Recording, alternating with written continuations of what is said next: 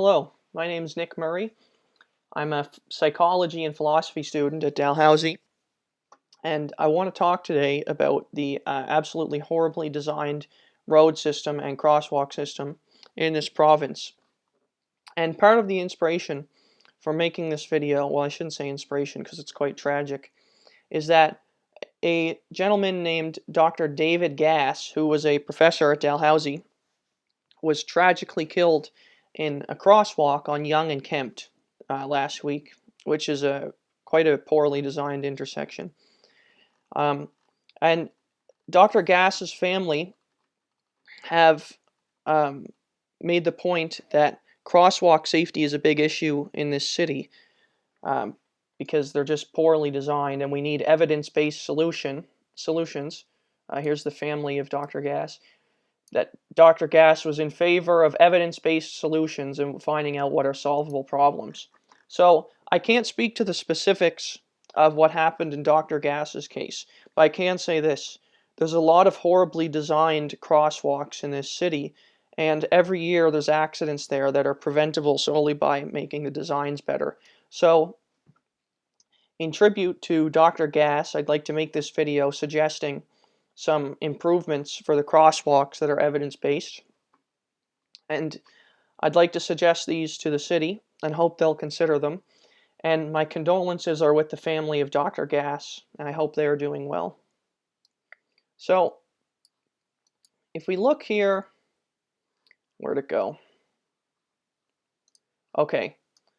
Poorly designed roads and crosswalks have been a problem for a long time in Nova Scotia. As we can see here, this article from the Coast, going back 7 years ago, talking about the horribly dangerous crosswalks in this city. I have to say, I've lived here for, I guess, 16 years now, and I pretty much have never seen the city do anything substantial to better the safety of the crosswalks here, other than one thing. At the intersection of Spring Garden, and I think the road is called South Park. It's either South Park or South. I always get those two mixed up. At that intersection, they have this thing called, I think it's called a pedestrian leading interval. So you press the crosswalk button, and then when all of the lights turn red, that's when pedestrians start to cross, so they get a head start into the crosswalk before any lights turn green. Sorry. So, I'd like to give some suggestions to the city as to how they can fix some of these poorly designed crosswalks. So, actually, I'm going to begin with a crosswalk, a kind of crosswalk that is not the same kind as the one that Dr. Gass was struck at. But this is a type of crosswalk, this is a particular crosswalk where there's a lot of problems. So, if we look at this crosswalk, we have to so actually, before I make mention of this crosswalk, a couple of years ago, I got recommended this book by a cognitive psychology professor, The Design of Everyday Things.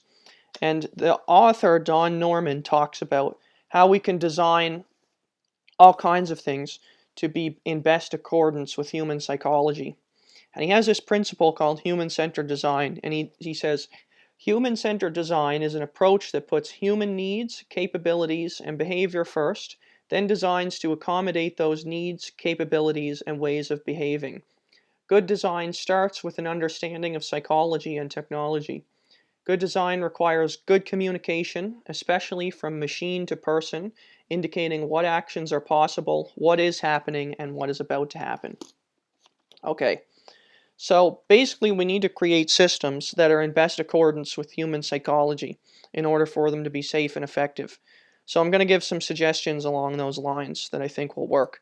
So with this particular kind of crosswalk, you press the button, the pedestrian presses the button on either side, and the lights turn yellow. And they turn yellow for, my guess is probably somewhere between 30 and 45 seconds. And they stay yellow while the pedestrians are crossing, and then for some time after, because it never actually takes that long to cross a crosswalk for the most part. But the problem with these is, like, imagine, so this across the road, this building is the QE2 hospital. Imagine I'm in this furthest right lane, the lane furthest away from the hospital. Okay, someone starts crossing from this right side of the crosswalk. So they press the button, I see them, I'm sitting here in a car, the light is yellow, they're crossed, and then I can't see if anybody has also entered the crosswalk from the side of the QE2 over here on the left, because there's 3 lanes of traffic blocking off my view if it's busy, and which it's obviously quite busy on this road all the time. And so what ends up happening, and this happens at this crosswalk all the time, is cars in these furthest right lanes will see a pedestrian cross, and then they can't see what's going on over here. The light is still yellow, but according to the rules of the road here, this light can be yellow and you can still go as long as nobody is in the crosswalk. But you can't tell if anybody's in the crosswalk. So a lot of people will go, and then they'll get onto the crosswalk and then realize they almost hit a pedestrian that's right here that they didn't see enter the intersection from this left side. And it's not a matter of telling drivers that they have to look harder, because you can't see. I drive a small car. I've driven small cars and larger cars here. I've been a passenger here. I've been a pedestrian crossing here. You simply cannot see this other side of the crosswalk when you're sitting in this lane in a car, because these other 3 lanes of traffic block off your view. So what I'm going to suggest here is that these lights, instead of staying yellow the entire time, every time a person enters the crosswalk, these lights should turn red. And they should stay red for maybe about half or 2/3 the time that the light would be on, and then it should turn yellow. And when it's red, that should mean that you absolutely cannot move. You have to stay stopped in your car. And so every time someone enters that crosswalk, they press the button and it renews the timer on the red light. So if you're sitting in this intersection, you know you can't go. And once it turns yellow, just use caution. But by that time, it would be much more highly probable that the pedestrians would be out of the crosswalk. So suggestion here, change these lights so that they turn red every time someone enters the intersection or enters the crosswalk. You press the button, then they turn red. Okay, so that would be a better system of design. It would be easier to pay attention to who's entering the crosswalk, and it would be easier to know when you can safely drive. So the second type of crosswalk that exists in this city is actually this kind. So this is the kind of intersection the kind of crosswalk that's built into an intersection. Actually, there's basically, I should say 4 kinds of crosswalks in the city, but the other 2 are relatively unproblematic. It's just the intersection ones and these ones with the yellow lights that are on the really busy roads that tend to be quite problematic. The other 2, the unmarked crosswalks and the marked crosswalks without lights, usually aren't in places where it's super busy anyway. There are a couple marked ones in really stupid spots, but that's another issue. But looking at this, so you see this sign. This sign shows a stick man and a hand. It shows the hand twice for some reason. And so basically, to cross here, you press the button.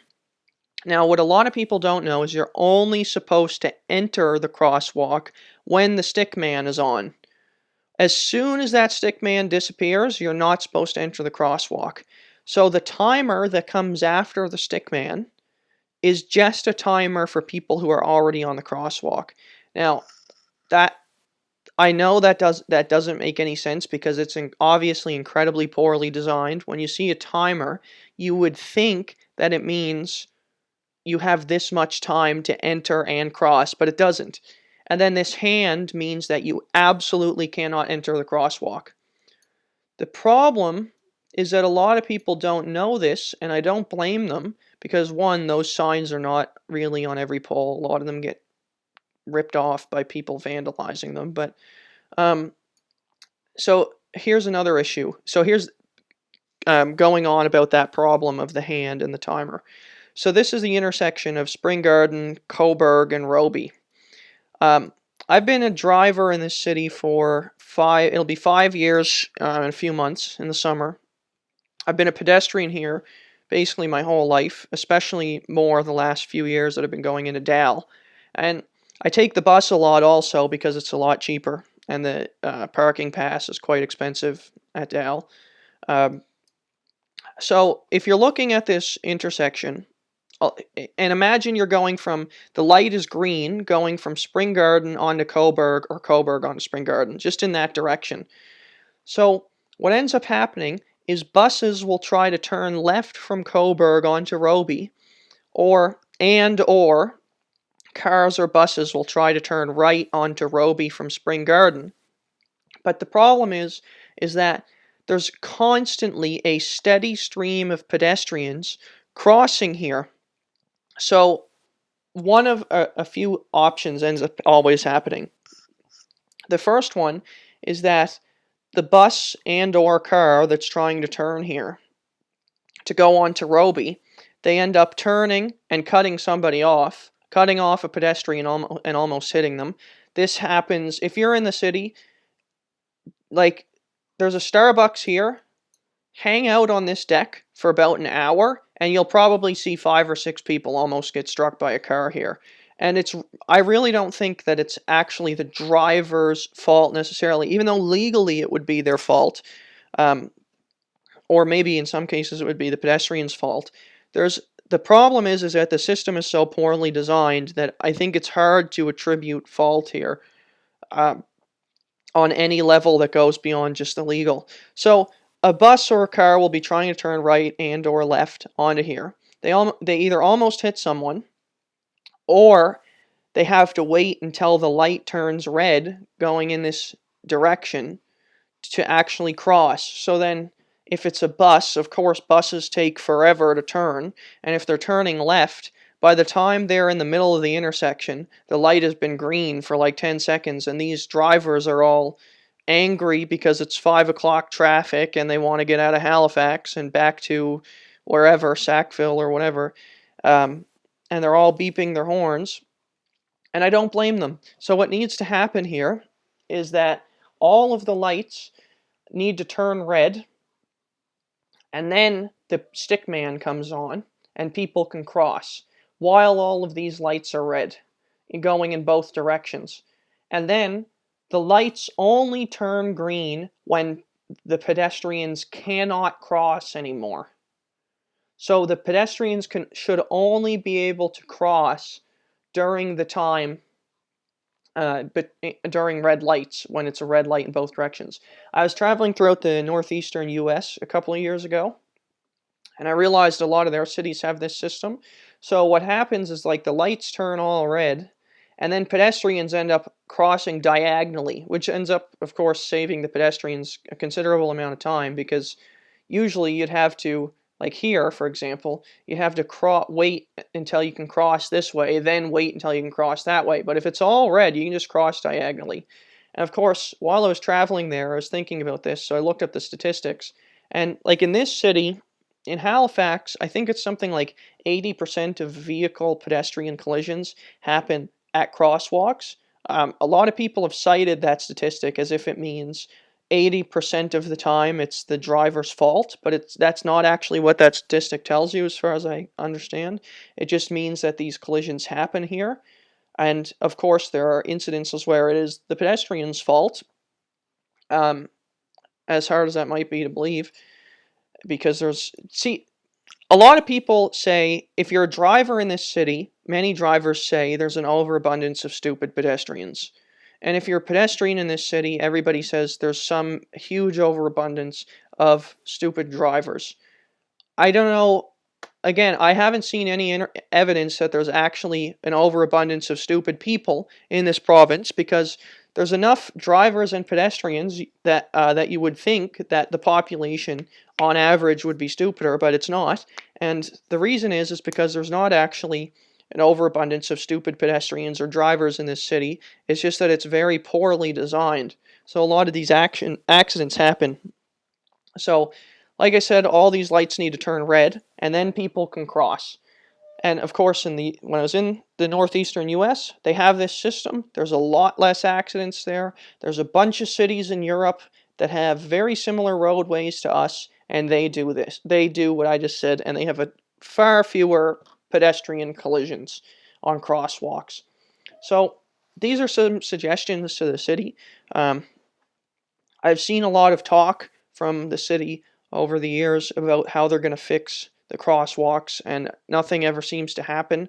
So um, I hear a lot about how there will be an investigation, and then there's like word that something will change, and then nothing ever changes.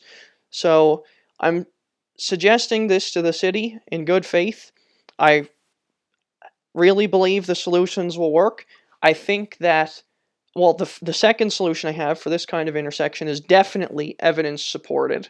I think I have reason to believe that my solution here will work, although I don't have any strict empirical evidence like I do in the other case.